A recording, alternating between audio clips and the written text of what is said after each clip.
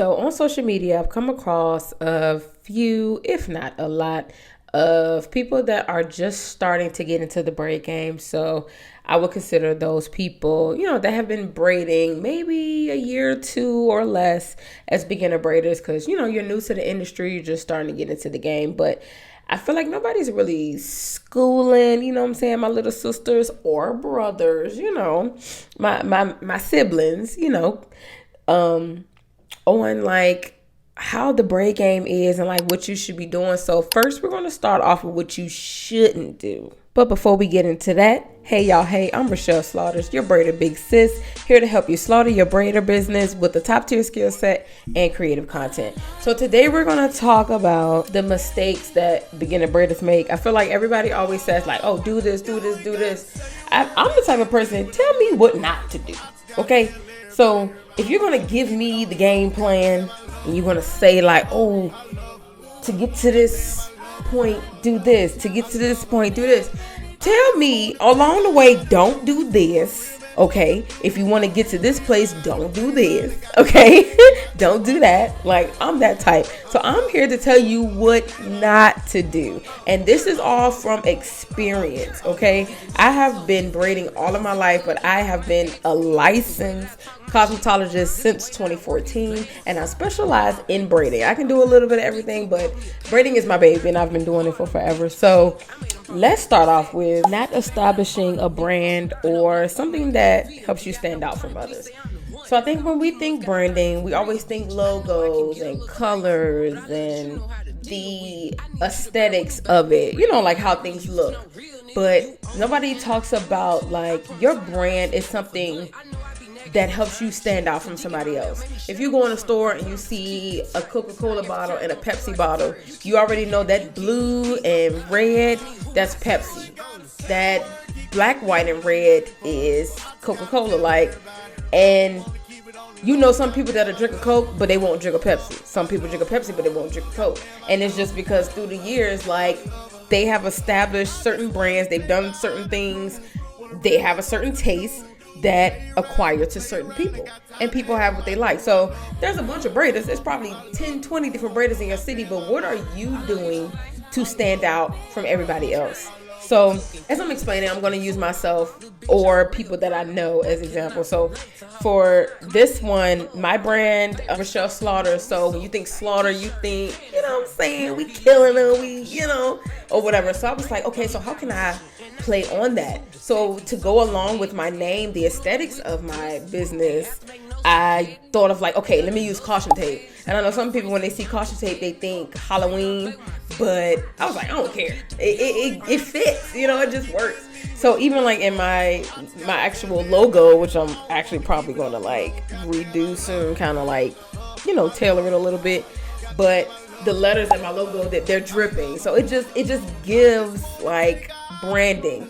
But then when you say when I know one of my clients probably says oh, I go to Rashelle, and they're probably like, oh, the slaughter girl that tucks her braids, and because people around me might be tucking, but they're not tucking like me. And that's just because I've established a brand and I've made a name for myself through the years that works, So my brand has grown and has taken a shape, and the work and the quality that I give behind it, I'm able to, it goes along with it, and I'm able to back it up. So it works. Establishing a brand is great.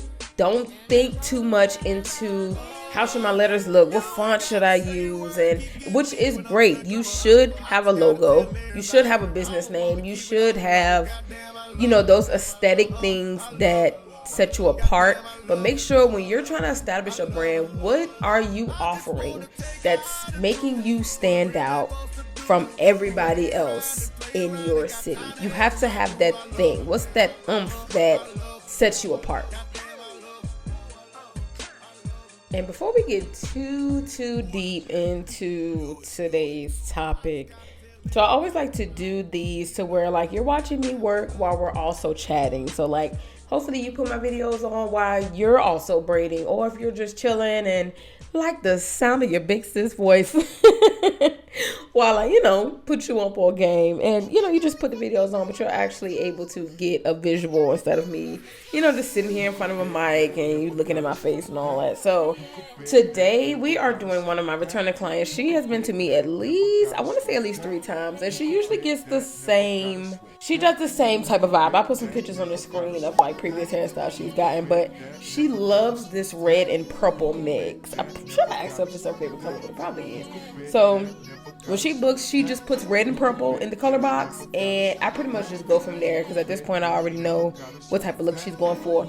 These braids actually went viral a few weeks ago because I showed how I trim my braids process, and some people liked it, some people didn't. I think it has over like 2.1 million views on Instagram right now, and I think it hit like 100K or so on TikTok, which is crazy because I didn't think such a simple video would do numbers like that. But anyways, so I decided to use this video, while the braids are still kind of, rustling around on the socials. She is getting medium butt length traditional box braids. Some of the braids, so I used 4 different colors. I used like that primary rainbow red, a burgundy, a light purple, and then I used like a darker like violet type of purple. So some of the braids are all 4 of those colors mixed together, and the other braids, the solid ones, they're solid braids of each color I used in the mix. She didn't say she wanted that, but that's what I gave her, and she ended up loving it. I pretty much know, or can at least gauge, the creativeness that my clients are going for when they are, like in their creative bag. But she gets color every time. I haven't done her hair where she hasn't gotten color. So, and I haven't seen her in a while. It's been a few years. So I was glad to have her back in my chair. But I hope you guys enjoy these braids while I'm doing them, while we're also, chatting and getting up on game. And on that note, our next mistake that we as beginner or not beginner braiders make is offering too many styling options. So when you're just starting out, you are trying to find your footing on what you want to do. So you might be a braider that can twist. You might be somebody that likes to do knotless, or you might just want to do stitch braids. In order to know what you want to do, you have to do everything. But once time has passed, you can gauge what you like to do. So at one point, I was offering traditional box braids, knotless box braids, stitch braids, braided ponytails, Marley twists. I was doing everything until I decided that I despise twists. Despised them. And I took them right on up off my site. Because I was like, it's just not, I don't like it. I do them well. At one point when they were popular, I did them pretty much every day. And I could do them in 4 hours. So I did 2 to 3 people a day. Just twisting on until I realized I hated doing them. So I took them off. And at the moment, I was like, dang, maybe somebody's going to want these. But I have the type of booking site. If you use Acuity, then, you can put it to where only you can see it. So if somebody comes along and asks, they're still there. They can book them. But I haven't done a pair of Marley twists in, I can say, almost like 3-4 years now. So you will grow and you will learn what styles, what's your thing, what people come to you for. So for me, I've seen that traditional box braids are the thing that people come to me for. I do knotless, I do them well, but those tucked traditional braids is what I do the most. And I do them in all sizes, small, medium. I don't do large anymore, but small, medium, any length. Mid back, butt length, waist length, whatever. And that's just my thing, So, but I know some braiders that only do knotless and they won't do nothing else but knotless. I know some braiders that won't touch a knotless at all and they only do stitch braids. So everybody finds their thing, and it's good to be somebody that's versatile, somebody that can do everything. But don't run yourself ragged trying to make all this content to promote all these styles. see what people come to you for the most, and you hone in on that. It's not saying somebody won't come along every 2 to 3 months and be like, oh, well, can you do a braided ponytail for me? Or can you do you started doing mostly knotless, and they come along and want to set up regular box braids, do them, like, it won't kill you. But trying to promote regular box braids and feed-ins and twists and ponytails and, like, and sew-ins and, all this other stuff, like, you're going to run yourself ragged. Don't do that. So offering too many style options is a mistake, in my opinion, that beginner braiders make. Now, that goes into my next point, because I don't want y'all to get this confused. Something else that beginner braiders do that I think is a mistake is not saying no to whether they offer a certain style. So I know I just said, if somebody comes along and asks for a style that you don't do on a regular, and you can tell them yes. That's if you know how to do that style.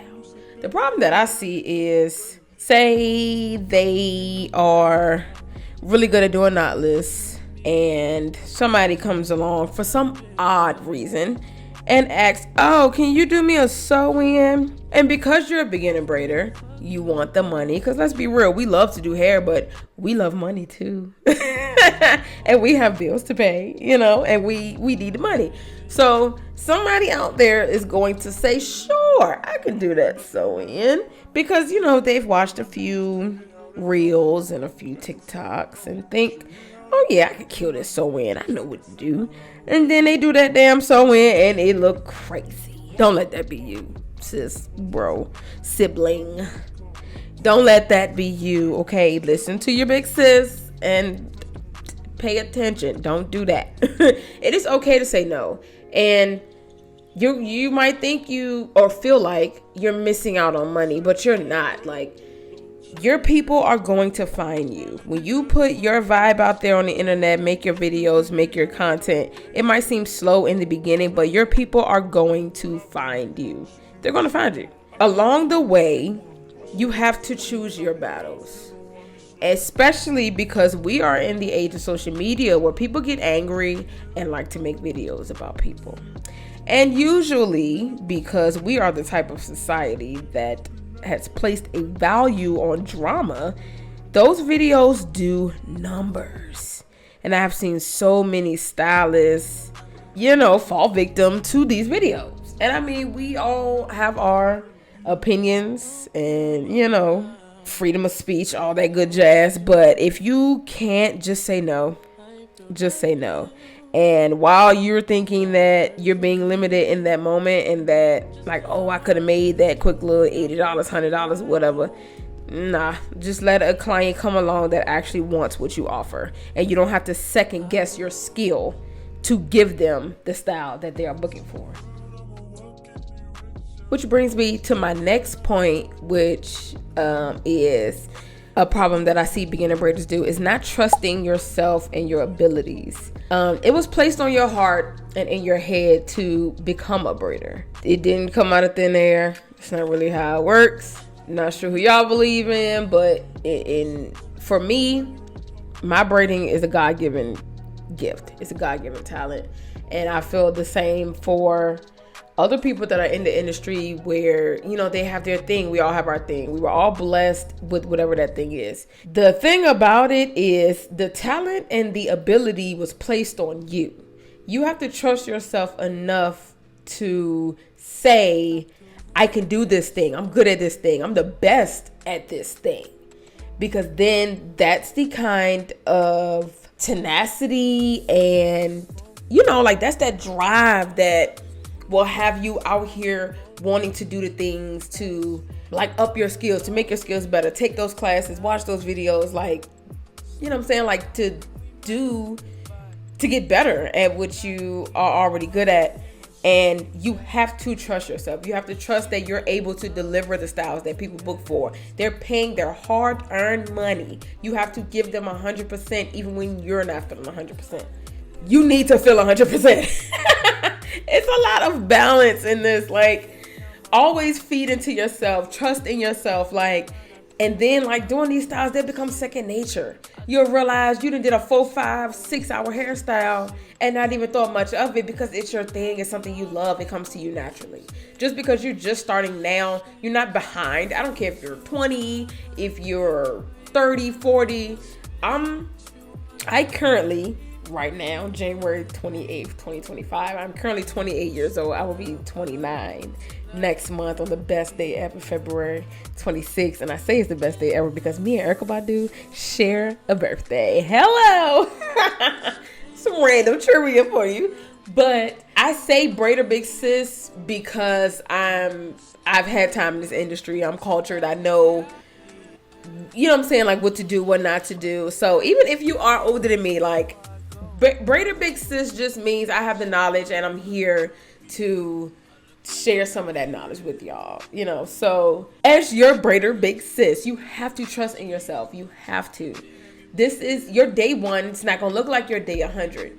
Your day 100 isn't gonna look like your day 400 or, you know, 4, 5 years down the line. Like, it's not gonna look the same. But you have to start somewhere. And on that day 1, you have to have just as much tenacity, if not more, than you will on the 4th and 5th year. Because by then, you really know what you're doing. But you have to have that drive, that trust to know that you have it. Like, you have it. You have it. And it all starts with you, essentially. And with that, one of the biggest things that we struggle with when we're just starting out is pricing. What should I charge? What is everybody else charging? I don't want to charge too much, but then I also want to make my money. So we're on this hamster wheel right now. And a lot of us end up selling ourselves short. That's our next mistake. I'm doing $150 knotless braids. Not right now. I'm speaking completely hypothetically. But I'm just starting out. I'm doing $150 large knotless braids. Sis down the street doing $135 large knotless braids. So now I'm feeling like, okay, cool. So I'm going to undermine her and I'm going to come in at $120. Who the hell out here doing knotless braids for $120? You got to think logically. Yes, you should pay attention to what other people in your area are charging, but at the same time, don't let that be the deciding factor on where your prices land. You're trying to charge $150. She came in at $135. Her knowledge looked like they should be $135. But your $150, you really could be charging $250. But because you're just starting out, you're trying to come in humble, you're trying to build your clientele, which is okay. And it's also okay to go up on your prices later on down the line. Don't feel like you need to do $150 knotless braids for the rest of your life because you're not going to make any money. In life, everything gets more expensive. Groceries, rent, mortgage, everything, car notes, everything, it gets more expensive. So you have to make money. You cannot sell yourself short, which brings me to this. I love a discount. I love a deal. Yes, you should give your clientele discounts and deals, but do not give them so many discounts to where people don't want to pay your regular prices. You should not be running a discount every month. And if you are, it should be a referral discount. And that is when you have a client, they go to maybe their sister's house and their sister's like, oh my God, who did your hair? And they say, oh, Rashelle did my hair. Let's say her name is Tanya. So when Tanya's sister books, she's going to say, oh, I got your information from Tanya. So then when Tanya come back, Tanya can get $10 off her next style. You see, you've given a discount, but you're also making more money. That is how you do it. Stop doing discounts every damn month, because then when you want to charge your regular price, they're not going to do it. You're going to be attracting those people that's only coming to you for a deal, and that is not the type of clients you want. Those are chair hoppers. We don't like chair hoppers. We don't want chair hoppers. We want loyal clients. And when you sell yourself short, you open yourself up to getting those clients who aren't loyal. They're just coming to you because you're running a deal. Which brings me to my next point that I'm going to keep short and sweet. The next mistake is not finding or promoting to your target clientele. Once you start taking people, you're going to realize the type of people that come to you. You might have an older client base. You might have a younger client base. If you're around colleges, usually your clientele are going to be younger. And that is when you start to tailor the styles you offer, your content and everything to align with your target clientele. Everybody's not going to come to you. You're not going to get everybody. And I'm going to need you to get that through your head now. Let's start day one, realizing that we cannot cater to everybody. It's not meant. Everybody's not our clients, okay? Do not break your neck trying to cater to everybody. Cater to the people that are coming to you.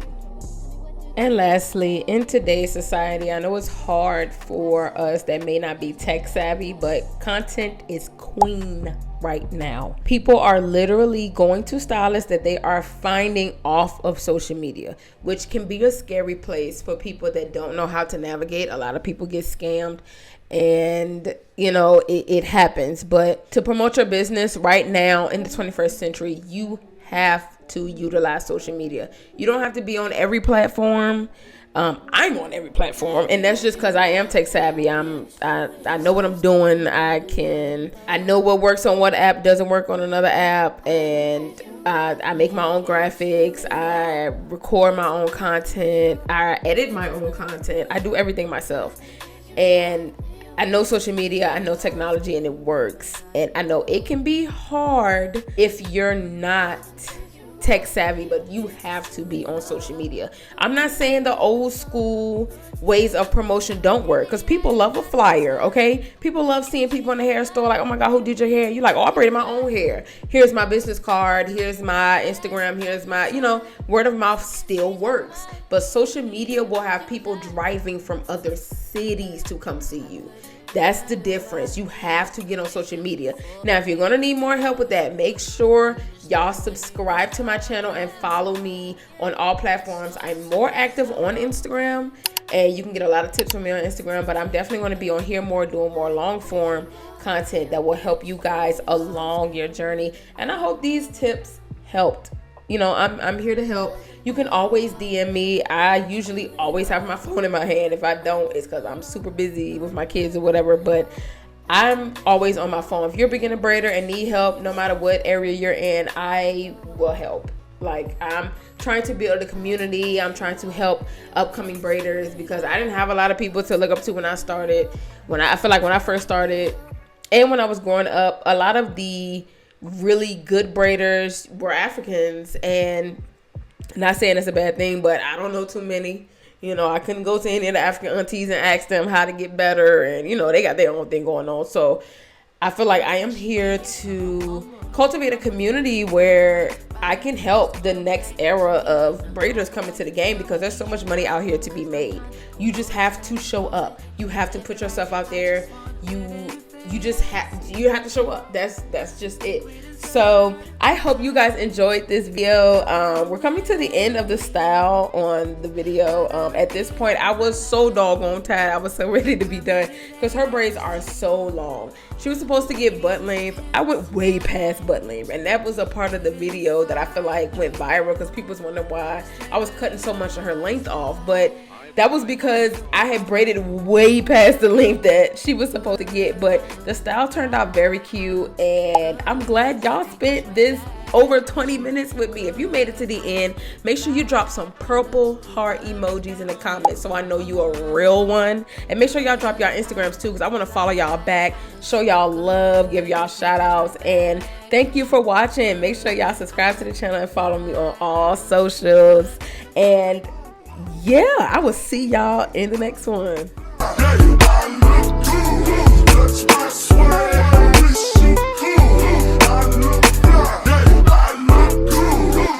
I'm so deep in my bag, like a grandma with a peppermint. They say, oh, she smell good. That's just cause I'm represent. Sex game goes stupid, stuffing like a toothpick. Man, I tell the truth, your opinion is irrelevant, but I know you think I'm fine. Might be too fine to hit it from behind.